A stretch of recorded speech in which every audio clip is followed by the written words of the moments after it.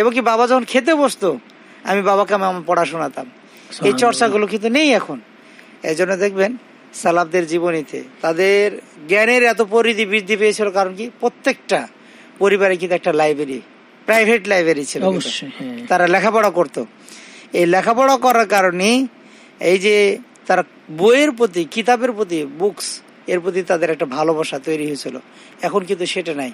এখন দেখবেন ঘরের মধ্যে যদি কোরআন থাকে, কোরআনের মলাটের উপর দেখবেন আপনার অনেকগুলো ময়লা পড়ে গেছে, দাগ দিলে সেখানে আপনার রং করার মতো নাম লিখতে পারবেন, অনেক কিছু লেখা যায়, এমন ময়লা পড়ে যায়। কিন্তু আধুনিক প্রযুক্তির যে মোবাইল হাতের মধ্যে যদি থাকে, এটাকে পরিষ্কার করতে করতে করতে এতটা করে যে তার স্ক্রিনের মধ্যে বিন্দু পরিমাণ ময়লা থাকে না। অত ধর্মীয় গ্রন্থ আমরা মুসলমান কোনোদিন এই পরিটা আমরা টাচ করি না।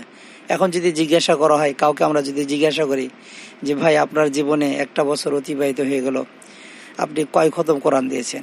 একজন মুসলিম আপনি বছরে খতম হয়েছে কি হাতের মধ্যে যদি থাকে।